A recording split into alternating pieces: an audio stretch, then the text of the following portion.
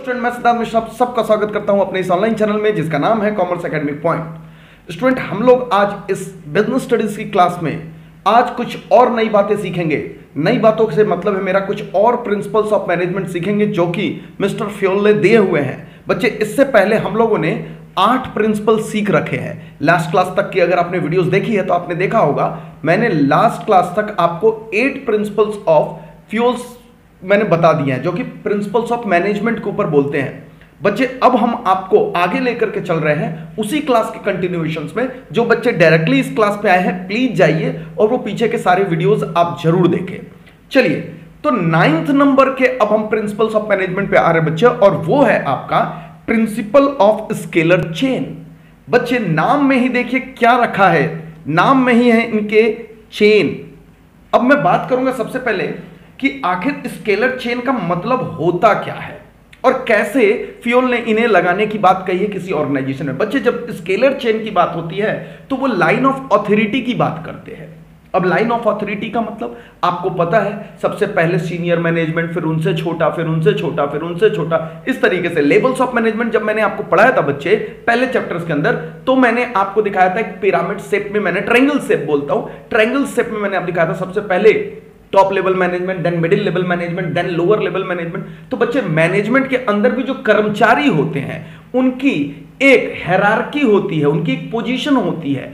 तो वो सिस्टम में जब चलते हैं उसी को बच्चे हम लोग कह रहे हैं लाइन ऑफ अथॉरिटी। यानी सबसे ज्यादा पावर टॉप मैनेजमेंट के पास, फिर उनसे नीचे, फिर उनसे नीचे, फिर उनसे नीचे, फिर उनसे नीचे, ये सारी चीजें रहती हैं। जैसे आप आ सकते हैं यहां पर और यहां आकर के आप देख सकते हैं, आपका ये डायग्रामेटिक प्रेजेंटेशन यहां पर दिख रहा है। ये देखिए, जैसे ए से लेकर के नीचे एफ तक आप देख रहे होंगे, यहां से एक ए से लेकर के आप यहां देखिए एफ तक है, फिर ए से लेकर के बच्चे आप देख सकते हैं यहां पर पी तक है। कहने का मतलब है ए टॉप मोस्ट पोजीशन पर बैठा हुआ है, उसके पास भरपूर पावर है, सबसे अधिक पावर है।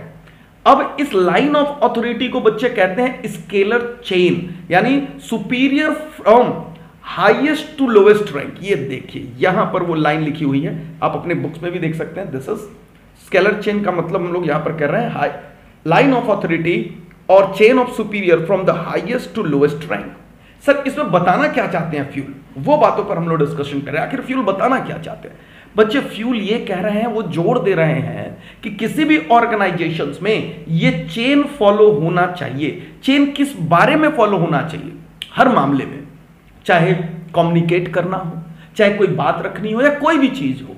कहते हैं कि भाई ऐसा नहीं होना चाहिए कि मिस्टर ए और मिस्टर, यहां पर देखिएगा, जब मैं मिस्टर ए और मिस्टर एफ का कम्युनिकेशन, कोई बात हो तो डायरेक्ट मीटिंग हो जाए। नहीं जी, आप इनको सरपास मत करिए। ए और एफ के बीच में आप देख सकते हैं यहां पर बच्चे बी हैं, सी हैं, डी हैं, ई हैं, इस प्रकार से हैं और सब एक दूसरे के बॉस हैं। यानी एफ सबसे लोएस्ट रैंक पर है, फिर उसके ऊपर ई है, उसके ऊपर डी है, उसके ऊपर सी है, उसके ऊपर बी है, उसके ऊपर ए है।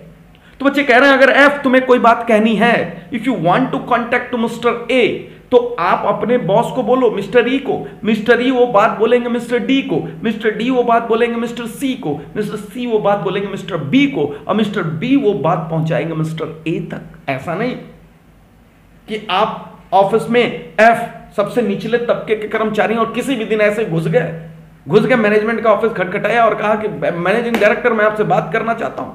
मना करते हैं फ्यूल इसके लिए, ठीक है, इसकी कमियां भी हैं, मगर फ्यूल जो इंसिस्ट करते हैं इसी पे इंसिस्ट करते हैं कि भैया आप चेन ऑफ अथॉरिटी को ब्रेक मत करो, चेन ऑफ अथॉरिटी को ब्रेक मत करो। आप सारे के सारे इंफॉर्मेशन अपने चेन ऑफ अथॉरिटी में ही पास करो। आइए देखिए यहां पर क्या कह रही है, every information must pass through every key of this chain, no skipping of any one key should be allowed. कुछ भी जिस पे भी आपको बात करनी है तो अपने अपने आप देख सकते हैं यहां पर कैसे कैसे बातें होंगी। तो यहां पर आप समझ सकते हैं एफ ई को बोलेगा, ई डी को बोलेगा, डी सी को बोलेगा, सी बी को बोलेगा, आप यहां पर देखिए सी बी को बोलेगा, इसी प्रकार से, और बी आपके बच्चे ए को पहुंचाएंगे। अगर पी तक बात करनी है तो वो भी बिल्कुल इसी तरीके से चलेगा। ए फिर अपने नीचे के कर्मचारियों को बताते जाएंगे और वो नीचे पास करते जाएंगे। ऐसे बात हो सकती है बच्चे, ये याद रखिएगा। इस तरीके से बात चलती है चेन ऑफ ऑथोरिटी को फॉलो करने की बात करते हैं। हां, लेकिन कहते हैं कि कभी कोई इमरजेंसी सिचुएशन आ जाए, वरना आपको लगेगा कि सर ऐसे तो इंफॉर्मेशन बड़ा डिलेड होगा, कोई भी बात अगर पहुंचानी हो तो बहुत डिलेड होगा। तो सर कभी कभी तो इमरजेंसी सिचुएशंस में ऐसा होगा कोई बात तुरंत की तुरंत बतानी हो मगर बताया नहीं गया। तो बच्चे उसके लिए फ्यूल ने एक्सेप्शनल कंडीशंस के अंदर, जब बहुत जरूरी हो, बहुत अर्जेंट कंडीशन हो, तो उसके अंदर बच्चे इन्होंने शॉर्टकट अलाउड किया है, शॉर्टकट अलाउड किया। लेकिन याद रखिएगा सिर्फ और सिर्फ इमरजेंसी कंडीशंस के अंदर कि शॉर्टकट, कोई बहुत इंफॉर्मेशन, बहुत अर्जेंट कंडीशन है तो डायरेक्ट कम्युनिकेशन किया जा सकता है। लेकिन अगर प्रिंसिपल ऑफ स्केलर चेन आए तो आपको यही बोलना है कि आपको strictly line of authority follow करनी है फॉर पासिंग एनी इंफॉर्मेशन। लेकिन in case of emergency, in case of certain critical situations, shortcuts लगाए जा सकते हैं और वहां डायरेक्ट कांटेक्ट किया जा सकता है। यहां पर आप देख सकते हैं शॉर्टकट, और उस शॉर्टकट का नाम दिया गया है गैंग प्लैंक। क्या बोला गया? Gang plank. देखिए क्या कह रहा है, Fayol permitted a shortcut in the chain which is called gang plank. Gang plank permits direct communication between the employees working in different position without following the scalar chain. मगर याद रखिएगा बच्चे, हमेशा हमेशा इस बात को याद रखिएगा, in case of emergency and urgent information, यानी सिर्फ और सिर्फ इमरजेंसी और अर्जेंट इंफॉर्मेशन में ही आपको यह काम करना है। तो आपको अगर एग्जांपल में पूछा जाए बच्चे, अगर आपको पूछा जाए कि बताइए क्या है स्केलर चेन, तो आप स्केलर चेन को एक्सप्लेन यही करेंगे कि लाइन ऑफ अथॉरिटी को फॉलो करते हुए इंफॉर्मेशन को पास करना कह रहा है स्केलर चेन। और तब जाकर के आप नीचे में स्टार मार्क करके छोटा सा लिख सकते हैं, हाउएवर इन इमरजेंसी कंडीशंस या however in certain critical conditions, या कोई बहुत इंपॉर्टेंट अर्जेंट इंफॉर्मेशन है तो उस केस के अंदर हम लोग क्या कर सकते हैं, डायरेक्ट कम्युनिकेशंस कर सकते हैं बच्चे। चलिए, तो यहां पर ये सारी बातें हम लोग यहां पर सीख रहे हैं, that is principle of scalar chain. आइए इनको फॉलो करने के फायदे क्या हैं और इन्हें फॉलो नहीं करने के नुकसान क्या हैं। आइए, पॉजिटिव इफेक्ट्स, आपको पता होगा हम लोग पॉजिटिव और उसके नेगेटिव इंपैक्ट ऑफ वायलेशंस को भी पढ़ रहे हैं साथ साथ में। सबसे पहले मैं पॉजिटिव इफेक्ट की डिस्कशन कर दूं। ये देखिए कह रहा है इनके पॉजिटिव इफेक्ट्स क्या है यार, ये बता दो। तो कह रहा है सिस्टमैटिक फ्लो ऑफ इंफॉर्मेशन, कह रहा है इंफॉर्मेशन सिस्टमैटिकली जाता है, कोई किसी से बात करके इस तरीके से नहीं होता है कि कोई किसी को सरपास करके चला जाए। दूसरा, कम्युनिकेशन गैप नहीं क्रिएट होता है, याद रखिएगा कम्युनिकेशन गैप नहीं क्रिएट होता है। दूसरा, मैं इनके अलावे भी कुछ चीजें आपको बता दूं, ये पता रहता है कौन सी बात कहां से निकली है, क्योंकि हर किसी को पता होता है ये बात मेरे को इसने बोली थी, ये बात उसको उसने बोली थी, ये सबको पता होता है। तो बाद में अगर कोई गलत इंफॉर्मेशन होता है तो पर्सन को ट्रैक किया जाता है, ट्रेस किया जा सकता है कि किसने ये बात को निकाला था। सिस्टमैटिक फ्लो ऑफ इंफॉर्मेशन है, बात की ओरिजिनलिटी क्या है, बात ओरिजिन कहां से हुआ था, ये सारी चीजों का पता लगाना बच्चे स्केलर चेन को अगर आप फॉलो करते हो तो आसान होता है। और अगर आपने नहीं किया तो, इसे फॉलो नहीं किया तो कह रहा है कम्युनिकेशन गैप होगा और ऑथोरिटी रिस्पॉन्सिबिलिटी में कोई क्लैरिटी ही नहीं होगी। बॉस बोलेगा, अच्छा आप खुद सोचना, आप स्कूलों में पढ़ते हो ऑर्गेनाइजेशंस के अंदर, अगर आप कोई बात अपने क्लास टीचर को ना बोल करके सीधे वाइस प्रिंसिपल के पास जब चले जाओगे तो वो क्लास टीचर क्या बोलता है, मेरी ही शिकायत कर रहे हो, उसे बुरा लगता है।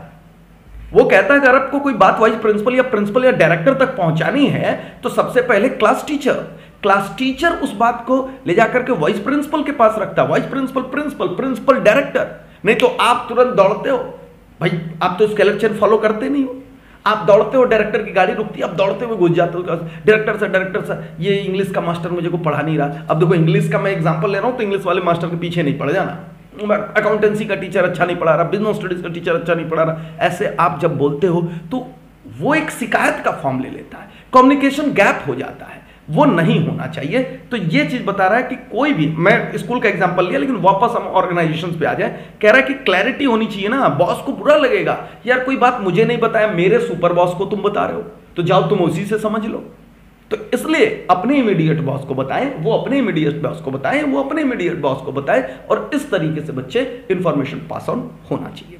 तो स्केलर चेन मेरे ख्याल से आपके दिमाग में बैठ गया होगा। यानी आपको क्या करना है, एक लाइन ऑफ चेन जो अथॉरिटी होती है, चेन ऑफ अथॉरिटी होती है, हाईएस्ट से लोएस्ट रैंक की तरफ, उनमें या नीचे से ऊपर या ऊपर से नीचे, उस तरीके से इंफॉर्मेशन पास होना चाहिए। एमडी को भी कोई बात अगर कहनी है, ए को भी अगर एफ को कहनी है तो एफ के पास नहीं जाएगा, वो बी को बोलेगा, बी सी को बोलेगा, सी डी को बोलेगा, डी ई को बोलेगा, ई एफ तक पास ऑन करेगा। ये तरीका होता है बच्चे। चलिए अब इसके कुछ कीवर्ड्स, ताकि केस स्टडीज पकड़ने में बच्चे कीवर्ड्स बहुत मददगार होते हैं, तो हम लोग कीवर्ड्स की भी बात कर ले। आइए देखते हैं कीवर्ड्स में क्या है। नंबर 1 कह रहा है, अगर आपको जैसे ही शब्द केसेस के अंदर बच्चे, जैसे ही आपको ऐसे ऐसे शब्द दिखने लगे, line of authority, hierarchy of managers, communicating every information, जैसे लाइन ऑफ अथॉरिटी, जैसे लाइन ऑफ अथॉरिटी, जैसे हायरार्की ऑफ मैनेजर, जैसे ये सारी चीजें आपको दिखनी शुरू हो जाए, समझ लीजिएगा प्रिंसिपल ऑफ स्केलर चेंज आ गया है। और यहां पर देखिए अगले में कह रहा है, report to your immediate boss only, अपने इमीडिएट बॉस को ही बताओ। तो कहीं ना कहीं हम लाइन ऑफ अथॉरिटी की बात कर रहे हैं। Okay, take order from immediate boss and give order to the immediate subordinate. क्या बात बोल रहा है? बोल रहा है अपने इमीडिएट बॉस, इमीडिएट मतलब जस्ट जो आपसे ऊपर है, और इमीडिएट सबऑर्डिनेट मतलब जस्ट जो आपके नीचे है। तो ऐसा चलना चाहिए, आप उनको जस्ट अपने नीचे वाले को दो और जस्ट अपने ऊपर वाले से कम्युनिकेट करो। आगे क्या कह रहा है? गैंग प्लान वाली बात मैंने जो कही थी, for urgent information the chain may be broken through the gang plan. यानी गैंग प्लान की बात भी अगर आती है बच्चे, तो वहां पर आप ये काम कर सकते हो, लेकिन सिर्फ और सिर्फ इमरजेंसी कंडीशंस के अंदर। खत्म। तो प्रिंसिपल ऑफ स्केलर चेन भी बच्चे यहां समाप्त होता है, और हम लोग बढ़ रहे हैं अपने 10वें प्रिंसिपल्स ऑफ मैनेजमेंट की ओर। आ जाए अगले पेज के ऊपर, पेज नंबर 76 पर बच्चे, that is principle of order. एक नया प्रिंसिपल आ गया आपके सामने, प्रिंसिपल ऑफ ऑर्डर। और सबसे पहले मैं आपसे जानना चाहूंगा कि बताओ ऑर्डर का मतलब क्या है। जैसे ही मैंने ये क्वेश्चन पूछा कि बताओ ऑर्डर का मतलब क्या है, आप में से बहुत सारे बच्चों को ये लगने लगा होगा सर ऑर्डर का मतलब इंस्ट्रक्शंस। नहीं बच्चे, बचपन में एक शब्द सुना होगा, असेंडिंग ऑर्डर, डिसेंडिंग ऑर्डर। वहां क्या करते थे? असेंडिंग ऑर्डर और डिसेंडिंग ऑर्डर में आप क्या करते थे? कोई चीज छोटे से बड़ा या बड़े से छोटा करते थे। क्या कोई वहां ऑर्डर होता था? क्या कोई इंस्ट्रक्शन होता था? नहीं, ऑर्डर का मतलब सीक्वेंस होता था। तो बच्चे ऑर्डर का मतलब बहुत सारा मतलब होता है, सिर्फ इंस्ट्रक्शंस नहीं होता है। तो मैं ऑर्डर के इंस्ट्रक्शंस वाले मतलब की बात नहीं कर रहा हूं इस प्रिंसिपल के अंदर। मैं ऑर्डर से सिस्टमैटिक वाला जो ऑर्डर है, जो सिस्टमैटिक कहते हैं ना, कीप एवरीथिंग इन ऑर्डर, इसका मतलब ये होता है बच्चे सारी चीजें सही सीक्वेंस में, सही जगह पर, सही तरीके से रखी हुई होनी चाहिए। तो जब हम लोग प्रिंसिपल ऑफ ऑर्डर की बात करते हैं, तो ऑर्डर का मतलब है बच्चे यहां पर in an organisation right thing, material, resources shall be kept at the right place. ये है, यानी उन्हें एक ऑर्डर में रखो, सही सीक्वेंस में रखो, सही जगह पर रखो। इस ऑर्डर की बात यहां पर प्रिंसिपल कह रहा है, नॉट इंस्ट्रक्शंस वाली बात नहीं कह रहा है। अब सोचो, आपको मैं कुछ एग्जांपल आपको पर्सनल लाइफ से देता हूं। ऑफ कोर्स हम लोग बिजनेस स्टडीज बिजनेस के लिए पढ़ रहे हैं, ऑर्गेनाइजेशंस के लिए पढ़ रहे हैं, मगर फिर भी आपको मैं आपके रियल लाइफ से कुछ एग्जांपल्स देने की कोशिश करता हूं, फिर इसके ऊपर लेकर के आ जाता हूं। आप खुद सोचो बच्चे, जब आप जाते हो और आपको बता दिया जाए आपके प्रिंसिपल का केबिन फिक्स ना हो, मान लीजिए आप ऑर्गेनाइजेशन में हैं, मान लीजिए एक स्कूल में आप हैं, आपके प्रिंसिपल का केबिन फिक्स ना हो। कभी प्रिंसिपल आपको प्लेग्राउंड के अंदर कुर्सी लगाता हुआ मिल जाएगा। ठंडियों के अंदर अक्सर आप देखते होंगे उनके प्लेस फिक्स नहीं होते हैं, कहीं मिल जाते हैं, मगर फिर भी ठीक है, चलिए हटाइए। मान लीजिए कोई केबिन ही नहीं है, आज जहां उनको कुर्सी मिल गई वहीं छाता लगाया वहीं बैठ गया। किसी दिन पेड़ के नीचे आपको प्रिंसिपल मिल रहा है, किसी दिन कहीं मिल रहा है। अब सोचो कोई बात अगर आपको प्रिंसिपल से करनी हो या आपके पेरेंट्स आए मिलना हो, तो आप अपने पेरेंट्स को क्या बोलेंगे? आप क्या बोलेंगे अपने पेरेंट्स को? जाइए पापा मम्मी, पहले पूरे के पूरे ऑर्गेनाइजेशन में ढूंढिए, पूरे स्कूल में खोजिए, जहां प्रिंसिपल सर मिल जाए वहीं आप बात कर लीजिएगा। बच्चे सोचो कितनी तकलीफ होगी तुम्हारे माता पिता को। वो कभी इसके कमरे में घुस जाएंगे, कभी इस क्लास में घुस जाएंगे, कभी वहां घुस जाएंगे, कभी यहां घुस जाएंगे, कभी पेड़ के पास चले जाएंगे, कभी कहीं चले जाएंगे, क्योंकि पता ही नहीं है ना प्रिंसिपल की ऑफिस कहां है। अगर प्रिंसिपल का एक फिक्स्ड प्लेस होता तो सीधे वहीं जाते, समय बचता। इसी प्रकार से ऑर्गेनाइजेशंस के अंदर बच्चे, अगर कौन सा एसेट्स, कौन सा मटेरियल, कौन सा रिसोर्सेज, अगर उनके आप जगह फिक्स नहीं किए हो, तो बच्चे जब उन चीजों की जरूरत महसूस होगी ना, तो फिर ढूंढना शुरू करोगे, समय लगेगा, वेस्टेज ऑफ रिसोर्सेज होंगे। इसलिए कहता है एक ऑर्गेनाइजेशन में orderly, systematically main material, resources सब अपनी अपनी जगह पर, फिक्स जगहों पर रखे हुए होने चाहिए, ताकि उनको ढूंढने में, उन्हें देखने में, उन्हें प्राप्त करने में, उन पर निगरानी रखने में समय ना खराब हो, वेस्टेज ऑफ रिसोर्सेज ना हो। आइए इन्हीं बातों को पढ़ते हैं। यहां पर देखिए, यहां पर साफ कह रहा है वही बात। सबसे पहले in the principle of order does not mean command, कह रहा है कमांड से नहीं मतलब है, बट हमसे इससे क्या मतलब है, यहां से हम लोग को मतलब है। ये देखिए मैंने चेंज किया कलर।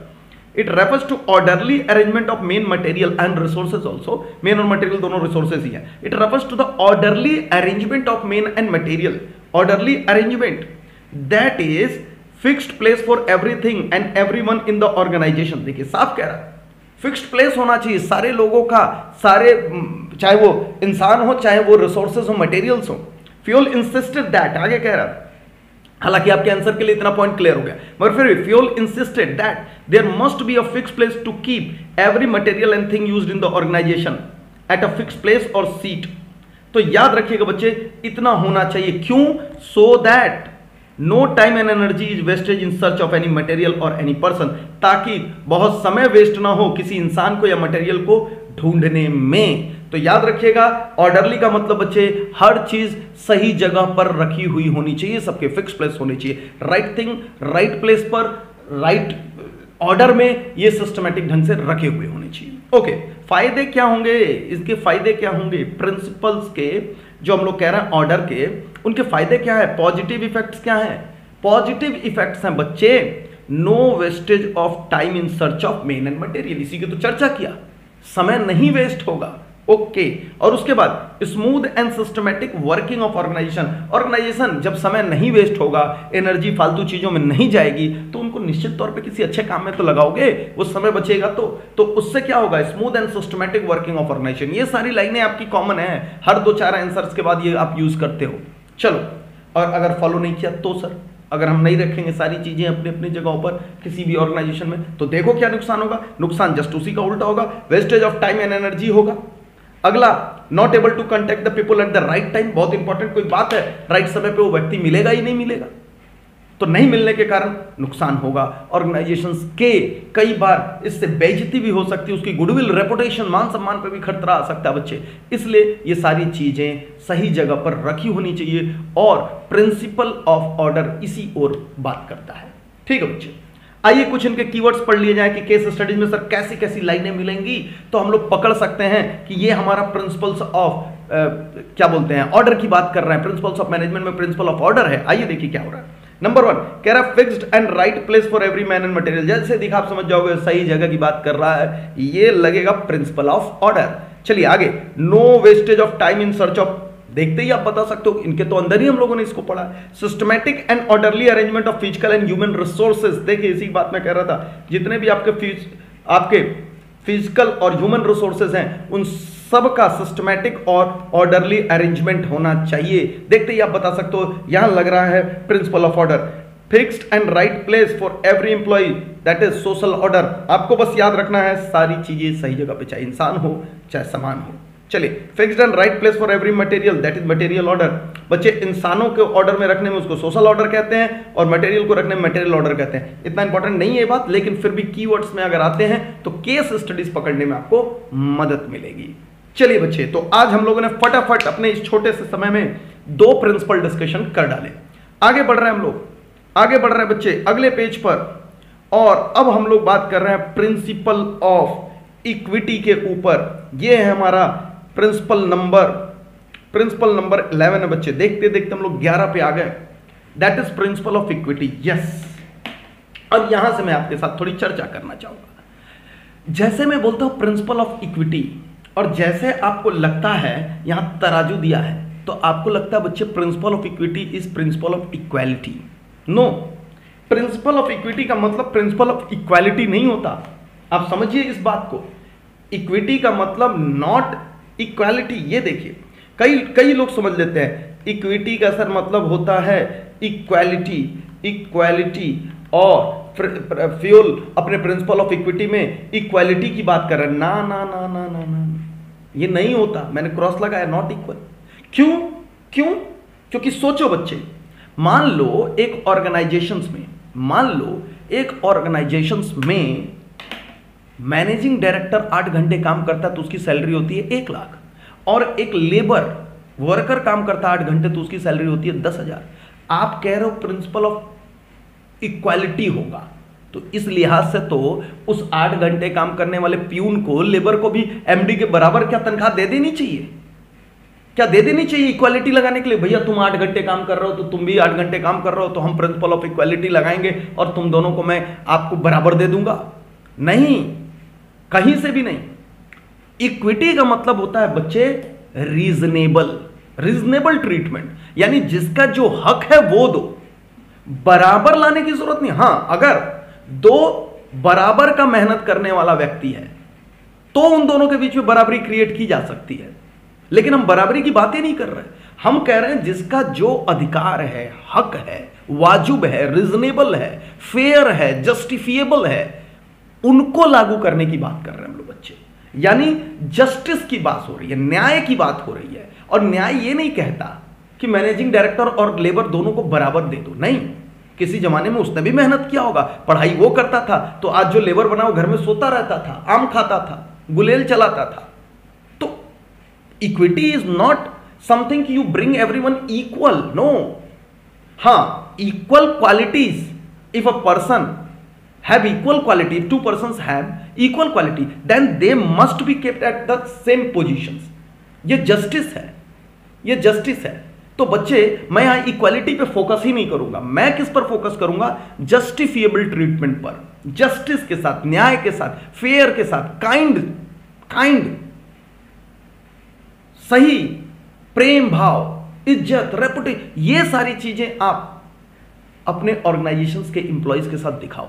तो अगर मैं बोलूं तो सर लिखेंगे क्या? अब तो हम लोग कंफ्यूज हो गए, इसमें लिखेंगे क्या? बच्चे, अगर आपको मैं बोलूं तो मैं हमेशा बोलूंगा 3 शब्द याद रखना, दैट इज फेयर ट्रीटमेंट होने चाहिए, काइंड यानी सबके साथ सद्भावना के साथ, प्यार के साथ, मोहब्बत के साथ, काइंड, एंड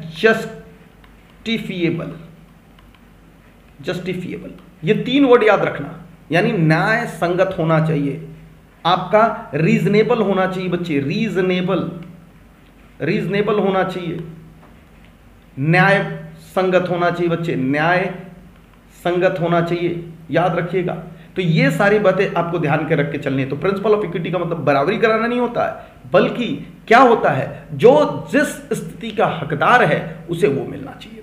तो चलिए, इक्विटी रेफर्स टू काइंड, हो गया, just treatment of the employees. देखिए यहां मैंने लिख दिया, refers to kind, fair and just treatment of the employees. हां, अगर मैं बोलूं क्या भेदभाव हो सकता है? क्या भेदभाव हो सकता है कि आप फीमेल वर्कर हो, ये मेल वर्कर है? नहीं, अगर दोनों वर्कर हैं तो दोनों का समान अधिकार होना चाहिए। ये इक्विटी बोलता है, ये इक्विटी बोलता है। ठीक है, अब दोनों सेम काम कर रहे हैं, लेकिन एक औरत है और एक मेल है, एक फीमेल है, एक मेल है, तो हम कह रहे हैं कि नहीं जी, हम मेल को ज्यादा पैसा देंगे, फीमेल को कम देंगे। ये प्रिंसिपल ऑफ इक्विटी का उल्लंघन है बच्चे, क्योंकि दोनों एक ही लेवल पे काम कर रहे हैं, तो एक ही तनख्वाह मिलना चाहिए। ये इक्विटी है, this is equity. Of course यहां पर इक्वालिटी भी आपको लग रहा होगा, लेकिन इक्वालिटी की बात ही मत करिए, आप सिर्फ इक्विटी की बात करिए। जो वाजिब है, जो न्याय संगत है, जो तर्कपूर्ण है, उसे लगाने की कोशिश करेंगे हम लोग बच्चे। तो देखिए, employees will put their maximum effort only when they are treated with the kindness and justice. कह रहा है जब उन्हें प्यार से और जस्टिस के साथ, न्याय के साथ आप अगर ट्रीट करेंगे तो ही वो काम करेंगे। कह रहा है अगर एम्प्लॉइज के बीच में आप अगर फर्क करेंगे, एम्प्लॉइज को जो सेम लेवल पे है उन्हीं दोनों के बीच में फर्क करेंगे, तो आप उनके साथ न्याय नहीं कर रहे हैं। आगे देखिए, कह रहा है if a manager is biased in dealing with the employees, एक के साथ दूसरा ट्रीटमेंट, दूसरे के साथ दूसरा ट्रीटमेंट, तो ये नहीं चलेगा। लेकिन आप समझिएगा, हर चीज को बराबरी से नहीं जोड़ते हैं। जस्ट, काइंड, फेयर ट्रीटमेंट, इस पे तो सबका अधिकार होता है। इसलिए यहां बार बार मैं कह रहा हूं, इक्वालिटी से अधिक आप इक्विटी की बात करिए यहां पर। तो यहां पर satisfied and will not contribute to their maximum capacity. देखिए यहां पर बात कह रहा, जो मैं बात बोल रहा था, यहां पर आकर के देखिए नीचे एक्सप्लेन करने की कोशिश की जा रही है उसको। Equity does not mean equal salary to peon and supervisor, but equity means application of same disciplinary rules, leave rules same way irrespective of their grade positions and gender. Yes, कितनी अच्छी बात कह दिया। कह रहे सैलरी बराबर की बात नहीं कह रहा हूं, लेकिन किसी के साथ न्याय होना चाहिए क्या? कि न्याय के ऊपर तो सबका बराबर अधिकार है। किसी के साथ प्यार से बात करना चाहिए, उसके ऊपर तो सारे बराबर का अधिकार है। कोई रूल्स एंड रेगुलेशंस है, कि नहीं जी आप यहां पे थूक देंगे तो जुर्म है और मैनेजिंग डायरेक्टर थूक देगा तो जुर्म नहीं है। इन चीजों को आप सेम ढंग से लागू करिए, ये इक्विटी है। यानी सैलरी बराबर की बात नहीं हो रही है। तो याद रखिएगा, इक्विटी का मतलब इक्वालिटी नहीं है, इक्विटी का मतलब न्यायपूर्ण, तर्कसंगत, जस्टिफिएबल है। तो याद रखिएगा बच्चे, इस सारी चीजों को आपको देख करके चलना है प्रिंसिपल ऑफ इक्विटी के अंदर। आप बस 3 शब्द याद रख लीजिए जो ग्रीन ऊपर में आपको दिख रहा है। आप आंसर में बस इतनी बातें लिखिए, आपका काम खत्म, आपका काम खत्म। Equity refers to kind, fair and just treatment of the employee. Just justice को रिप्रेजेंट करता है बच्चे। अगर मैं जस्ट की बात करूं तो जस्ट रिप्रेजेंट्स द जस्टिस, ये जस्टिस को रिप्रेजेंट करता है। तो चलिए आइए नीचे चलते हैं, इनके पॉजिटिव क्या होगा। अब पॉजिटिव तो आपको समझ आ रहा है। पॉजिटिव क्या समझ आ रहा है आपको बच्चे, कि इंप्लॉइज गेट सेटिस्फाइड, इंप्लॉइज को खुशी मिलती है, वो सेटिस्फेक्शन फील करते हैं। Motivation of the employees boost the moral of the employees. बच्चे इससे तो आप केस पकड़ नहीं पाओगे, क्योंकि बहुत सारे ऐसे प्रिंसिपल हैं जो इंप्लॉइज को सेटिस्फाई करते हैं, जो इंप्लॉइज को बूस्ट अप करते हैं, लेकिन आप इनके फायदे में लिख सकते हो। और अगर आप इस प्रिंसिपल का वायलेशन करते हो, न्यायपूर्ण नहीं रहते हो, तो भैया उनके अंदर डिससेटिस्फैक्शन आएगा। ये शब्द 3 बार लगा मुझे बोलने में, डिससेटिस्फैक्शन आएगा बच्चे। ठीक है, इंक्रीज इन टर्नओवर। टर्नओवर में बहुत सारे बच्चे कंफ्यूज हो जाते हैं। टर्नओवर, टर्नओवर का मतलब क्या है? टर्नओवर का मतलब ये नहीं कि सेल्स बढ़ जाएगी। अरे भाई ये लेबर टर्नओवर की बात कर रहा है, लेबर टर्नओवर। लेबर टर्नओवर का मतलब होता है बच्चे, आपके इंप्लॉइज छोड़ छोड़ के जाने लगेंगे, उनके जगह नए नए इंप्लॉइज लो, बार बार छोड़ेंगे बार बार आएंगे, बार बार छोड़ेंगे बार बार आएंगे। तो क्या होगा, छोड़ो पकड़ो वाली स्थिति रहेगी।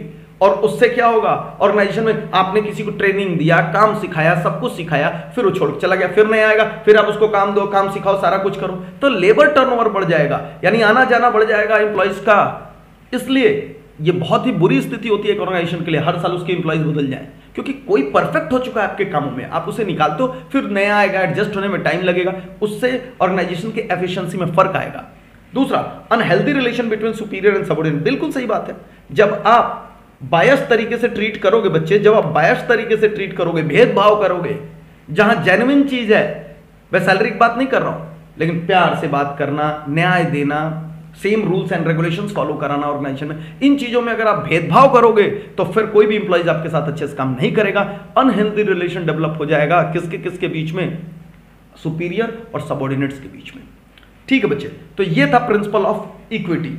अच्छा, केस में कैसे कैसे इनको पकड़ेंगे, तो देखिए शब्द आप कैसे देखेंगे, fair, kind and just treatment. Treatment जैसा शब्द, अगर आपको ट्रीटमेंट जैसा शब्द दिख रहा है तो आप समझ जाइएगा भेदभाव, बायसनेस, इस प्रकार के शब्द दिख रहे हैं, समझ जाइएगा प्रिंसिपल ऑफ इक्विटी का बात चल रहा है। No discrimination with the employees on the basis of caste, creed और जेंडर। कोई भी डिस्क्रिमिनेशन नहीं होना चाहिए। Same policies and rules and regulation for all the employees, सबके लिए सेम पॉलिसीज होना चाहिए। सैलरी को छोड़ दीजिए, बाकी सारी चीजें सेम गहरा करने के लिए। आगे, no preference to male person और a person on special religion और फॉर प्रमोशंस। ये सारी बातें कह रहा है, प्रमोट करते वक्त आप कह रहे हो नहीं जी पंडित जी हैं इनको पहले कर देते हैं, या नहीं जी पंडित जी हैं इनको पीछे कर देते हैं, ऐसा नहीं चलेगा। आप कास्ट, धर्म, जात, औरत, मर्द, ये देख करके ट्रीटमेंट्स नहीं कर सकते, ये सारी चीजें करनी पड़ेगी। Contradicts technique of differential wage piece rate system. मैं बच्चे अभी तक डिस्कशन इसके ऊपर नहीं किया हूं, लेकिन फिर भी मैं इसको ग्रीन से हाईलाइट कर देता हूं, इसको हम लोग आगे चलकर डिस्कस करेंगे। यहां पर कह रहा है contradicts the technique of differential piece wage rate system. Differential piece wage rate system एक सिस्टम है जिसके अंदर डिफरेंट तरीके से लोगों को पेमेंट्स दिए जाते हैं। बोलता प्रिंसिपल ऑफ इक्विटी उसके खिलाफ बात कर रहा है। वो क्या होता है वो हम लोग सीखेंगे टेक्निक्स में, जब हम लोग बात करेंगे साइंटिफिक प्रिंसिपल्स ऑफ मैनेजमेंट करेंगे बच्चे, तो वहां हम लोग डिस्कस करेंगे उसके टेक्निक में। फिलहाल हम लोग कर रहे हैं यहां पर प्रिंसिपल ऑफ इक्विटी मना करता है इसको, लेटर। तो टेक्निक्स में जब हम लोग पढ़ेंगे तब समझेंगे। फिलहाल ये सारी बातें अगर आती हैं बच्चे तो आप बोलोगे प्रिंसिपल ऑफ इक्विटी है, तो हम लोगों ने ये भी प्रिंसिपल अपने समाप्त कर दिए। आइए आगे बढ़ते हैं हम लोग अगले प्रिंसिपल्स की ओर, और हमारा अगला प्रिंसिपल है बच्चे that is stability of tenure of personal. अब जैसे ही मैंने बोला टेन्योर, तो टेन्योर का मतलब समझ लीजिए बच्चे टाइम पीरियड, ड्यूरेशन, जिसको मैं बोल सकता हूं यहां पर दैट इज टाइम और ड्यूरेशन। टेन्योर, ड्यूरेशन, ड्यूरेशन या टाइम। अब समझो क्या कह रहा है इस प्रिंसिपल में, स्टेबिलिटी ऑफ द टेन्योर। और स्टेबिलिटी का मतलब तो आपको पता है बच्चे, स्थिरता। स्थिरता, कोई चीज स्थिर रहे, टिकी हुई रहे। अब समझिए प्रिंसिपल ऑफ मैनेजमेंट में फ्यूल अगला प्रिंसिपल्स में कहते हैं कि देखो भाई, जो कर्मचारी हैं उनके जॉब में, समय में, ड्यूरेशन, समय का मतलब ये नहीं सुबह आना शाम में जाना, नहीं नहीं नहीं, उनकी अवधि में स्टेबिलिटी होनी चाहिए। यानी ऐसा नहीं कि आप एक साल में एम्प्लॉइज हटा दे रहे हो, नहीं। अगर एक एम्प्लॉइज को पता रहे कि इस ऑर्गेनाइजेशन में या तो मुझे 6 महीने बाद निकाल देगा, 8 महीने बाद निकाल देगा, 10 महीने बाद निकाल देगा, तो कितना मन से काम करेगा। जब एक एम्प्लॉइज को लगता है नहीं यार मेरा तो जॉब टिका हुआ है, मैं सालों साल इस ऑर्गेनाइजेशन में टिका रहूंगा, तो हमेशा अच्छे से काम करने का प्रयास करता है, क्योंकि उसको लगता है कि मेरे रिलेशंस खराब हो जाएंगे अदरवाइज। तो इसलिए बच्चे वो लगातार काम करने का प्रयास करता है। लेकिन अगर उसका टेन्योर मतलब ड्यूरेशन ऑफ जॉब सिर्फ 6 महीने का हो, 8 महीने का हो, 3 महीने का हो, तो मन से काम नहीं करेगा। फ्यूल इसी बात पर जोड़ देते हैं कि एक ऑर्गेनाइजेशन में जब आप एम्प्लॉइज लेते हो, अगर वो एम्प्लॉइज अच्छा है, अगर वो एम्प्लॉइज में दम है, तो भैया उसके टेन्योर ऑफ काम स्टेबल होना चाहिए। यानी पकड़ो, जाओ, आओ, निकालो, फिर नया लाओ, फिर लाओ, नहीं नहीं नहीं। तो एक वर्कर्स, जो एक ऑर्गेनाइजेशन में वर्कर्स काम करते हैं, उनके काम करने के ड्यूरेशन में स्टेबिलिटी होनी चाहिए, स्थिरता होनी चाहिए। बार बार पुराने निकाल रहा है, नया ला रहा है, ऐसा नहीं होना चाहिए, जिसको मैं लेबर टर्नओवर बोल रहा था। जॉब में उनको जॉब सिक्योरिटी होनी चाहिए कि हम रहेंगे, हम जाएंगे नहीं। तो स्टेबिलिटी होनी चाहिए। बच्चे स्टेबल नहीं है, बार बार निकाल रहे हो, नया ला रहे हो, बार बार निकाल रहे हो, नया ला रहे हो, तो ऑर्गेनाइजेशन फिर लेबर टर्नओवर बढ़ेगा। तो फिर मैंने वही बताया, नया आएगा, फिर सीखेगा, जब तक आपने निकाल दिया, तो ऑर्गेनाइजेशन में एफिशिएंसी नहीं आ पाएगी। आइए उसी बात पे हम लोग कर रहे हैं यहां पर। अच्छा, सिर्फ निकालने की बात नहीं है, डिपार्टमेंटल ट्रांसफर की भी बात है। एक डिपार्टमेंट में कोई काम कर रहा है इंसान, कुछ दिन काम किया, आप उसका ट्रांसफर करके दूसरे विभाग में भेज दे रहे हो, फिर दूसरे विभाग में भेज दे रहे हो। अरे भैया, उसकी स्टेबिलिटी तो रखो, उसको 2, 4, 5, 10 साल काम तो करा उस विभाग में, जब तक उस विभाग का परफेक्शन होता है आप दूसरे विभाग में भेज देते हो, तो इसकी स्टेबिलिटी नहीं है। तो फ्रीक्वेंट टर्मिनेशन, ट्रांसफर, मूवमेंट ये नहीं होना चाहिए बार बार, इसके ऊपर जोर दे रहा है इसमें। आइए देखिए क्या कह रहा है, कह रहा है it refers to no frequent, या देखिए कह रहा है no frequent termination and transfer. ना तो आप जल्दी जल्दी इंप्लॉइज को लीजिए निकालिए मत करिए, या ट्रांसफर भी मत करिए उनको एक विभाग से दूसरे विभाग में, जल्दी जल्दी मत करिए। According to this principle the management must provide the feeling of job security. उनको जॉब सिक्योरिटी होनी चाहिए कि मेरी जॉब नहीं जाएगी, हम यहीं पर रहेंगे। And the employees because the feeling of insecurity of job the employees can not contribute to their maximum. बिल्कुल सही बात बोल रहा है। एक बार उनको पता कर, तुम खुद सोचो अगर तय कर दिया जाए कि तुम फेल होने वाले हो, क्या पढ़ने में मन लगेगा? बिल्कुल भी नहीं लगेगा। आपको कहते हैं तुम कितना ही पढ़ ले, तुम्हारा टीचर कहते हैं तुम कितना ही पढ़ लो तुमको फेल ही करेंगे, तो तुम फिर उस टीचर को कैसे बर्बाद करना इसकी प्लानिंग में रहोगे। ये नहीं कि नहीं पढ़ ले, अच्छा लिख दें, नहीं। तो भैया अगर जॉब सिक्योरिटी नहीं है तो फिर एम्प्लॉइज का मन नहीं लगेगा काम में। फ्रीक्वेंट टर्नओवर मतलब एम्प्लॉइज टर्नओवर, जब भी मैं बात बोल रहा हूं टर्नओवर ऑफ द एम्प्लॉइज, देखिए यहां लिखा भी है, turnover of the employees is bad for organisation and such decision must be taken. साफ कह रहा है must be taken when they are almost unavoidable. कह रहा है एकदम जरूरत हो, एकदम कोई नाकारा एम्प्लॉय हो जिसका निकालना जरूरी है तो ही करो ऐसा, अदरवाइज आप बार बार टर्मिनेट करके नया एम्प्लॉय, या एक विभाग से उठा के दूसरे विभाग में, दूसरे विभाग से उठा के दूसरे विभाग में, सब मत करो। उनकी समय सीमा एक ऑर्गेनाइजेशन में, एक विभाग में काम पर फिक्स करो, कई लंबे समय तक उनसे काम करवाओ, उनकी स्टेबिलिटी लाओ, टेन्योर ऑफ उनके जो काम में है। तो वही बात बोल रहा है बच्चे, stability of tenure of personal का मतलब एम्प्लॉइज, उनके स्थिरता होनी चाहिए, इससे उनको फीलिंग ऑफ जॉब सिक्योरिटी आती है। आगे हम लोग बढ़ रहे हैं, इसके पॉजिटिव फायदे क्या होंगे सर? फायदे तो आपको पता ही चल गया कि उनको मोटिवेशन रहेगा, उनको लगेगा कि हम जॉब मेरा सिक्योर्ड है, कम से कम इतने साल हम इस ऑर्गेनाइजेशन में हैं, तो फिर वो मन लगा काम करेंगे। Improve the efficiency level of the employees. आगे कह रहा है no wastage of time and resources, वरना जाएगा नया आएगा, फिर उसको ट्रीटमेंट, उसको ट्रेनिंग दो, उसको समझाओ, उसको फिर सिखाओ, वो सारा काम करते रह जाओगे, प्रोडक्शन कब करोगे? इसलिए no wastage of time and resources होगा अगर टेन्योर में, उनके काम करने के अवधि में एक स्थिरता है तो। अगला कॉन्सिक्वेंसेस कह रहा है अगर वायलेट हुआ तो वेस्टेज ऑफ रिसोर्सेज आएगा, in learning the new job. Resources क्या, टाइम भी होगा, रिसोर्सेज एंड टाइम बोथ यहां पर जाएगा नया जॉब को सीखने में। Frustration and dissatisfaction among the employees, dissatisfaction आएगा एम्प्लॉइज के अंदर, मन से काम नहीं करेंगे। तो ये सारी बातें आपको ध्यान में रख के चलनी है बच्चे। टेन्योर ऑफ पर्सनल का मतलब duration of job position of employees, इसके ऊपर हम लोग बात कर रहे थे। ठीक है, अब हम लोग बात कर रहे हैं कि कीवर्ड्स, अगर एग्जाम में सर कौन कौन से कीवर्ड्स पे हम लोग ध्यान से देख करके चलेंगे। साफ कह रहा है नो फ्रीक्वेंट ट्रांसफर और टर्मिनेशन, देखते ही कहेंगे अच्छा तुरंत तुरंत नहीं निकालने की बात कर रहा है। Stability of tenure of personnel की बात हो रही है। Giving minimum job, minimum time to the employees to settle down, कह रहा है एक मिनिमम कम से कम इतना समय देते हैं कि चलो आप ऑर्गेनाइजेशन के साथ सेटल डाउन हो जाओ। प्रोवाइडिंग द जॉब सिक्योरिटी, ये सारा कुछ आपको रिप्रेजेंट करेगा बच्चे कि आप चल रहे हो किस प्रिंसिपल के ऊपर, principle of stability of tenure of personal.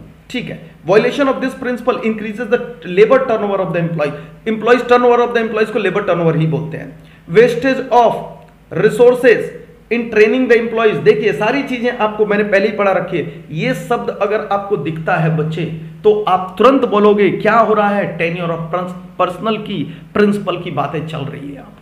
तो बहुत सिंपल सिंपल से थे, यहां तक हम लोगों ने डिस्कस कर लिया। लगभग 12, लगभग नहीं exactly 12 principles of management fuels का डिस्कस कर लिए। अब 2 प्रिंसिपल्स और बचे, आज इन्हें खत्म करना हमें बच्चे। अगले प्रिंसिपल्स की ओर जा रहे हैं, that is principle of initiative. ये है बच्चे आपका प्रिंसिपल ऑफ इनिशिएटिव। अब इनिशिएटिव का मतलब क्या होता है, आपने सुना होगा शब्द इनिशिएट नहीं किया। इनिशिएट का मतलब होता है बच्चे जो पहला स्टेप ले, जो पहला स्टेप ले उसको कहते हैं इनिशिएट करना। जैसे मान लीजिए क्लास में बदमाशी ही होती है, बदमाशी करना, आज यार इस वाले पीरियड में ना पढ़ाई नहीं करनी है, तो बदमाशी की शुरुआत कैसे करें, तो कोई सीटी बजा देगा, कोई क्लास के अंदर पैर जूते रगड़ेगा। उसमें कोई एक बच्चा तो होता होगा कहता होगा मैं इनिशिएट करूंगा, मैं शुरुआत करूंगा। तो बच्चे वो है इनिशिएट करना। लेकिन मैं वो चीज नहीं पढ़ा रहा हूं कि ऑर्गेनाइजेशन में बदतमीजी, इनडिसिप्लिनरी चीज के लिए इनिशिएटिव क्या नहीं, अच्छे कामों के लिए इनिशिएटिव की बात हो रही है यहां पर। वो मैं बुरा काम इसलिए बता रहा था ताकि आप जल्दी समझ जाओ कि इनिशिएटिव का मतलब क्या होता है। लेकिन क्या इनिशिएटिव में यहां गलत काम के लिए बोल रहा, नहीं, अच्छे कामों के लिए इनिशिएटिव्स। जैसे होता है कोई बाढ़ पीड़ित हो गया तो हम कहते हैं यार उनके लिए मदद करनी चाहिए। कोई तो होता होगा जो इनिशिएट करता है कि मैं एक दिन ऐसे असेंबली में आप जाते हो, कहते हो कि जितने बाढ़ पीड़ित है मैं उनको सोच रहा हूं कुछ ना कुछ दान करूं। सारे बच्चे फिर पीछे पीछे आपके तैयार हो जाते हैं, कहते हैं कि हाँ चलो अच्छा काम है। यानी taking the first step is initiative. कोई काम अगर लग रहा है कि ये होना चाहिए और ये चीज सही लग रही है, उसको में जो पहला एक्शन ले उसको बोलते हैं इनिशिएटिव। इसी प्रकार से बच्चे ऑर्गेनाइजेशंस के अंदर एम्प्लॉइज अगर कोई काम में इनिशिएटिव ले रहे हैं, उनको लग रहा है कि उनका सजेशन बहुत सही है, तो कह रहा ऑर्गेनाइजेशन उनके इनिशिएटिव की रिस्पेक्ट करनी चाहिए आपको। क्यों? क्योंकि उसने बढ़कर के एक स्टार्ट तो किया कुछ अच्छा करने का। तो यही बात बोल रहा है यहां पर, देखिएगा ध्यान से। Initiative refers to taking the first step with self motivation. Self motivation होकर के फर्स्ट स्टेप लेने को कहते हैं बच्चे इनिशिएटिव। तो क्या कह रहा है, अगर कोई एम्प्लॉय कोई अच्छा काम के लिए इनिशिएटिव ले ऑर्गेनाइजेशंस में, तो मैनेजमेंट आप उसकी रिस्पेक्ट करिए। कई बार क्या होता है, आप इनिशिएटिव बड़े अच्छे काम के लिए लेता है और तुरंत कोई कह दे आपको अरे चलो ज्यादा काबिल मत ना बनो, तो उसमें क्या होता है, आपका एनर्जी डाउन हो जाता है। मतलब आप कहोगे एक तो मैं अच्छे काम के लिए इनिशिएटिव ले रहा था, ऊपर से सामने वाला हमको कह दे चलो ज्यादा काबिल मत बनो। उसी प्रकार से ऑर्गेनाइजेशन में बच्चे अगर कोई एम्प्लॉइज कर्मचारी कोई अच्छा काम करने के लिए इनिशिएटिव ले रहा है और उसका मैनेजर बोल दे चलो ज्यादा काबिल मत बनो, उसका क्या हो जाएगा, उसका मोटिवेशन डाउन हो जाएगा। अगली बार से वो बम भी लगा रहेगा ऑर्गेनाइजेशन में, तो नहीं बताने जाएगा, अपनी छुट्टी लेकर घर बैठ जाएगा। वो कहेगा मैं क्यों इनिशिएटिव लूं, मैं अभी इनिशिएटिव लूंगा, तो मैनेजमेंट कहेगा तुमको कैसे पता चला, तुम ही लगाए होगे।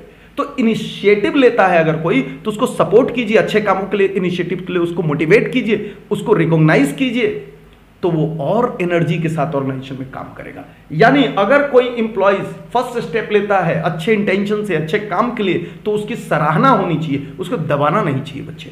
आइए उसकी क्रिएटिविटी पर उसको पहचान मिलनी चाहिए। तो कह रहा है Fayol suggested that employees in the organisation must be given an opportunity to take some initiative. यानी कह रहा है एक ऑर्गेनाइजेशन में एक एम्प्लॉइज को मौका मिलना चाहिए कि वो कुछ अच्छे कामों के लिए इनिशिएटिव ले सके in making and executing plans. यानी कोई प्लान बनाने में, उन्हें इंप्लीमेंट करने में या किसी भी काम में उन्हें ऐसी अपॉर्चुनिटीज मिलनी चाहिए, उन्हें दबाना नहीं चाहिए। It gives immense satisfaction to the employees. So manager must welcome the suggestion and ideas of the employees before framing the plan. देखिए उसी ओर ले जा रहा है, कह रहा है यानी अगर कोई प्लान बन रहा है और उसके अंदर एम्प्लॉइज कुछ इनिशिएटिव लेकर के कुछ सजेशंस दे रहे हैं, कुछ समझाने की कोशिश कर रहे हैं, तो मैनेजमेंट को उसका वेलकम करना चाहिए। क्यों? क्योंकि वो इनिशिएटिव ले रहे हैं। The initiative does not mean disobedience. देखिए आगे यहां पर इनिशिएटिव का मतलब ये नहीं होता है कि डिसओबे कर देना है, इनडिसिप्लिन वाली बात नहीं है। नहीं, एक बार मैनेजमेंट ने कोई डिसीजन ले लिया तो उसका पालन करिए। लेकिन अगर मैनेजमेंट कोई डिसीजन लेने जा रहा है और आपको लगता है कि कुछ में अच्छे सजेशंस आप भी दे सकते हो, आप क्रिएटिव हो इतना, और आप फर्स्ट स्टेप लेकर के उनको सजेस्ट कर रहे हो, तो कह रहा है मैनेजमेंट तुम्हें उसका रिस्पेक्ट करना चाहिए, वेलकम करना चाहिए। ठीक है, जो आप फाइनल करोगे वही होगा, लेकिन उसको आप दबाइए मत, सप्रेस मत करिए कि चलो ज्यादा काबिल मत बनो, ये ना करो। ये सारी चीजें आपको करके चलनी है बच्चे। तो डिसओबीडियंस नहीं होता, लेकिन आपको क्या करना है, आपको ऐसा माहौल क्रिएट करना ऑर्गेनाइजेशन में कि हमारे एम्प्लॉइज भी इनिशिएटिव ले, ताकि उनका मोटिवेशंस भी हाई रहे। तो ये था बच्चे प्रिंसिपल ऑफ इनिशिएटिव। इससे फायदा क्या होगा? फायदा आप समझ गए यहां पर, फायदा यहीं पर है बच्चे कि ऑर्गेनाइजेशन में अपनत्व का महसूस होगा उनको। अपनत्व मतलब क्या होता है? अपनत्व मतलब उनको अपनी फीलिंग आएगी, मेरा ऑर्गेनाइजेशन है। देखिए क्या कह रहा है, develops the feeling of belongingness, लगाव, जुड़ाव उनको महसूस होगा ऑर्गेनाइजेशन के साथ। कह रहा है employees achieve the target on time if they are set up with their consultations. कह रहा है वो कोई काम को, टारगेट को तुरंत टाइम से पूरा कर लेंगे। क्यों? क्योंकि वो सेटअप कैसे हुआ है, उनके इनिशिएटिव लेके, उनका सजेशंस और आइडिया सुन करके टारगेट दिया गया कि इतना काम हो जाना चाहिए, तो वो तो तुरंत टाइम पे कर लेंगे ना, क्योंकि उन्होंने भी बोला है कि इतने समय में इतना काम हो सकता है। तो जब आप उनके हिसाब से नहीं कह रहा हूं मैं, लेकिन इन कंसल्टेशन जहां जरूरी हो वहां अगर वो कुछ इनिशिएटिव लेकर के आइडिया शेयर कर रहे हैं, उसके हिसाब से पॉलिसी फ्रेम हो रही है ऑर्गेनाइजेशन में, तो बच्चे उसको पूरा करने में एम्प्लॉइज भी जी जान लगा देंगे। यस, और भी आप अपने से फायदा नुकसान बना सकते हैं इसके अंदर। और अगर आप उनके इनिशिएटिव को दबाते हो, नहीं मानते हो, उनसे कोई भी चर्चा नहीं करते हो, तो बच्चे है employees will not work to their best ability and demotivation among the employees. उनके बीच में डीमोटिवेशन जैसी फीलिंग आने लगेगी, अपने बेस्ट कैपेबिलिटी पे वो काम नहीं कर पाएंगे। इसके बारे में यहां बोलता है। आगे कह रहा है बच्चे, कह रहा है chalk out the plan and implement, मतलब प्लान का डिस्कशन करिए। अगर वो भी इनिशिएटिव लेके कुछ गाइडेंस देते हैं तो उसको सुनिए, तब आप लगाइए उसको। Keep motivation spirit of the employee high. ये सारे शब्द में आप केसेस नहीं पकड़ पाओगे क्योंकि बहुत सारे में आने वाले हैं। Encouraging the employees to give suggestion, yes, ये हमारे केस पकड़ने में मदद करेगा। यानी हम अपने ऑर्गेनाइजेशन में अपने एम्प्लॉयज को कह रहे हैं आप भी सजेशंस दीजिए, आप भी इनिशिएटिव लीजिए। Match with the scientific principle of cooperation not individualism. चलिए बच्चे, अगले क्लास में हम डिस्कस भी करेंगे इसके अंदर, ये भी लेटर वाला टर्म लगा रहे हैं हम, याद रखिएगा। ये सब साइंटिफिक प्रिंसिपल ऑफ मैनेजमेंट में भी यूज होंगे। तो principle of cooperation not individualism आपका scientific principle of management F W Taylor ने दिया है, तो उसकी चिंता हम लोग करेंगे, उसकी चर्चा हम लोग करेंगे अगली क्लास में। लेकिन यही प्रिंसिपल से मिलता जुलता है, यहां वो लाइन लिख रहे हैं हम लोग, तो वहां भी उसकी बात करेंगे। Develop the feeling of belongingness, yes, अभी डिस्कस किया, अपनत्व का, जुड़ाव का ऑर्गेनाइजेशन में, और मोटिवेशन की फीलिंग आती है। तो ये सारी चीजें होंगी, लेकिन आप पकड़ पाओगे कुछ लिमिटेड चीजों से ही, वरना मोटिवेशन, एफिशिएंसी, इफेक्टिवनेस ये तो हर में आ रहे हैं, तो उनसे नहीं होगा। तो जो इंपॉर्टेंट लाइन है किसी केस को पकड़ने में, वो इंपॉर्टेंट है। कीवर्ड्स के बाद अब हम लोग चल रहे हैं बच्चे नेक्स्ट में, और ये है आखिरी प्रिंसिपल्स ऑफ मैनेजमेंट। क्या बात है, आखिरी प्रिंसिपल ऑफ मैनेजमेंट पे हम लोग आ गए, और बहुत ही बढ़िया है, अंत है मगर बहुत ही अच्छा प्रिंसिपल ऑफ मैनेजमेंट है। नाम है इसका spirit the corps. Spirit the corps, ये तो आपको अपने भाषा में भी नजर नहीं आ रहा होगा। स्पिरिट द कॉर्प्स क्या है sir? Spirit the corps, spirit the corps का मतलब होता है बच्चे टीम स्पिरिट। टीम स्पिरिट, एकता, यूनिटी, इसके बारे में बात कर रहे हैं। कह रहे हैं एक ऑर्गेनाइजेशन में टीम स्पिरिट्स के साथ काम होना चाहिए, यानी सारे लोग मिल करके एक दूसरे को कोऑपरेट, कोऑर्डिनेट ये करके काम करना चाहिए, इसको टीम स्पिरिट बोलते हैं। कहता है अगर एक ऑर्गेनाइजेशन में सब अपना अपना सोचने लगे, टीम स्पिरिट के साथ काम नहीं किए, ऑर्गेनाइजेशंस के लिए सब कोई मिल करके एक साथ काम नहीं किए, तो ऑर्गेनाइजेशन टूट जाएगी। एक दूसरे की बुराई में लग गए तो ऑर्गेनाइजेशन टूट जाएगी। यहां पे टीम स्पिरिट की बात हो रही है बच्चे, यूनिटी की बात हो रही है एक ऑर्गेनाइजेशन में। तो कह रहा है एक ऑर्गेनाइजेशन में मैनेजमेंट इंकरेज करे कि सब लोग मिल करके, सब लोग प्यार से, सब लोग पीस से, सब लोग एक दूसरे को कोऑर्डिनेट करके, कोऑपरेट करके काम करें towards the achievement of the common goal. इसको बोलते हैं बच्चे हम लोग स्पिरिट द कॉर्प्स। तो इसके लिए सबसे इंपॉर्टेंट लाइन जो है वो है बच्चे यहां पर team spirit, unity and harmony. ये 3 लाइन आप याद रखिएगा, team spirit, unity and harmony. चलिए, और क्या कह रहा है, management must encourage and promote, encourage भी करे, बढ़ावा दे और उसको प्रमोट भी करे ऑर्गेनाइजेशन में, team spirit, unity and harmony. कह रहा है this will bring coordination and cooperation in the organisation, जिससे कोऑर्डिनेशन आएगा, सब एक दूसरे को सपोर्ट करेंगे ऑर्गेनाइजेशन में। अ मैनेजर शुड रिप्लेस, क्या बढ़िया बात बोलता है, ध्यान से देखिए क्या कह रहा है, should replace the word I with we. कह रहा है सिर्फ मैं मत बोलो वरना शायद बकरी हो जाओगे। कहता है मैं शब्द से हम को लाओ, मैं हटाओ हम लाओ। तो क्या कह रहा है, replace the word I with we, यानी हम सब एक साथ, यूनिटी को रिप्रेजेंट करता है। तो क्या कह रहा है आगे, कह रहा है this will give rise to mutual trust and belongingness among the team members, सबको अपना जुड़ाव आएगा ऑर्गेनाइजेशन में। This it will minimise the need of using, this will minimise the need for using the penalties. आपको पता है जब गलतियां होती हैं तो पेनल्टीज भी लगता है। ये लाइन हमारे लिए इंपॉर्टेंट नहीं है, तो ये लाइन तो मैं आपको नहीं कहूंगा कि बहुत ज्यादा आप पढ़िए इसको, लेकिन उससे पहले कोऑर्डिनेशन, कोऑपरेशन और यूनिटी, हार्मोनी, इस बारे बात अगर जब भी आता है तो आप समझ लीजिए स्पिरिट द कॉर्प्स हो रहा है। तो क्या लिखोगे आप इस प्रिपरेशन में, आप लिखोगे कि टीम स्पिरिट्स के साथ काम होना चाहिए, आप लिखोगे यूनिटी के साथ काम होना चाहिए, आप लिखोगे हार्मोनी के साथ एक ऑर्गेनाइजेशन में काम होना चाहिए और मैनेजमेंट इसको प्रमोट करे और इसको लागू कराए। ठीक है बच्चे, तो इसके फायदे क्या हो जाएंगे सर अगर टीम में सारे लोग काम करेंगे एक साथ? तो बच्चे पॉजिटिव इफेक्ट में develop the team spirit, positive effect में डेवलप द टीम स्पिरिट, एक साथ जुड़ाव आएगा, अचीवमेंट ऑफ द ग्रुप गोल, ये सब तो बना सकते हो आप। आगे कह रहा है टीम गोल में नॉट बी अचीव्ड, कब? अगर आपने किया वायलेशंस, अगर आपने किया वायलेशंस, अगर आपने पालन नहीं किया इस प्रिंसिपल का, तो बच्चे क्या होने वाला है, टीम गोल यानी ऑर्गेनाइजेशन गोल प्राप्त नहीं हो पाएगा। आगे कह रहा है यहां पर no team spirit and more stress on individualism, यानी टीम स्पिरिट के ऊपर बात नहीं होगी तो सब अपना अपना अपना अपना सोचने लगेंगे, सब अपना अपना सोचने लगेंगे, तो ऑर्गेनाइजेशन का जो कॉमन गोल है वो कहीं ना कहीं हर्ट होगा और ऑर्गेनाइजेशन वो चीज अचीव नहीं कर पाएगी। तो बच्चे ये था टीम स्पिरिट्स, और जिसको हम लोग कह रहे हैं स्पिरिट द कॉर्प्स, इस प्रिंसिपल्स का नाम है, यानी एकता में बल है, इसके बारे में आप बात करके चल रहे हैं इस प्रिंसिपल के अंदर। तो कह रहा है यूनिटी होनी चाहिए टुवर्ड्स द कॉमन गोल्स। बच्चे कीवर्ड्स कैसे कैसे आ सकते हैं इसके अंदर, देखिए ऐसे ऐसे शब्द, यूनिटी इज स्ट्रेंथ, बचपन से सुन रहे हो, work with team spirit, follow the principle of united we stand, divided we fall. देखिए जैसे जैसे ये शब्द आएंगे, united we stand, divided we fall, तो आप समझ लीजिएगा कि हम लोग स्पिरिट द कॉर्प्स की बात कर रहे हैं। This principle was used in movie Chak De, क्या बात है, तुम्हारे काम की चीज आ गई। कई लोग जो सो रहे तब जग गए, पिक्चर की बात हो रही है, काम की बात हो रही है। अब तो चक दे इंडिया में आपने देखा होगा, सब अपने अपने जब सोचते थे तो सारे खिलाड़ी, हॉकी के खिलाड़ी नहीं अच्छा परफॉर्म कर पाते थे, क्योंकि मैं इस स्टेट में उस स्टेट, या मेरा उसके साथ नहीं बनता या मेरा उसके साथ नहीं बनता। लेकिन जैसे ही सब यूनाइटेड हुए तो देखिए क्या हुआ, चक दिया इंडिया ने उस पिक्चर के अंदर और इंडिया उसमें वर्ल्ड कप जीतती है हॉकी के अंदर। तो यही चीज बच्चे बोल रहा है, रिप्लेस आई विद वी, कितनी अच्छी बात बोल रहा है, सिर्फ मैं नहीं चलेगा, हमसे काम चलेगा। तो बच्चे ये था प्रिंसिपल आपका स्पिरिट द कॉर्प्स, और कितनी खुशी की बात है हम लोगों ने कंप्लीट कर लिया अपने पूरे के पूरे 14 प्रिंसिपल्स ऑफ मैनेजमेंट, जिसके हम लोग चर्चा कई दिनों से चला रहे थे। तो बच्चे ये था आपके फ्यूल का, हेनरी फ्यूल का 14 प्रिंसिपल ऑफ मैनेजमेंट, और सारे प्रिंसिपल्स ऑफ मैनेजमेंट को देख के आपको लगा होगा वाकई में सारे एक से एक प्रिंसिपल हैं। अगर कोई ऑर्गेनाइजेशन इनको फॉलो करे तो निश्चित तौर पे ऑर्गेनाइजेशन ग्रो कर सकता है, आगे बढ़ सकता है। और इन्होंने क्या कहा, बेसिक प्रिंसिपल, यानी हर ऑर्गेनाइजेशन को ये फॉलो करना चाहिए।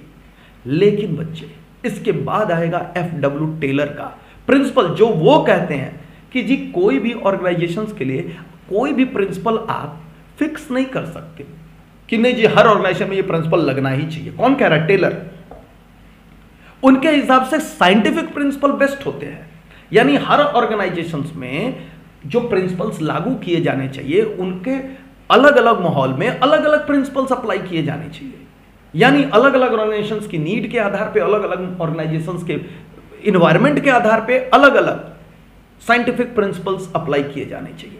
तो बच्चे नेक्स्ट क्लास के अंदर हम लोग स्टार्ट करेंगे साइंटिफिक प्रिंसिपल ऑफ मैनेजमेंट, जो कि वो इस बात से एग्री नहीं होते हैं टेलर कि किसी भी ऑर्गेनाइजेशन में कोई कॉमन प्रिंसिपल ऑफ मैनेजमेंट लगा करके आप सक्सेस हो जाओगे। उनका क्या कहना है, उनका कहना साइंटिफिक रहो, ऑर्गेनाइजेशन की नीड समझो, उसका एनवायरनमेंट समझो, परिस्थितियां समझो, तब प्रिंसिपल्स लगाओ।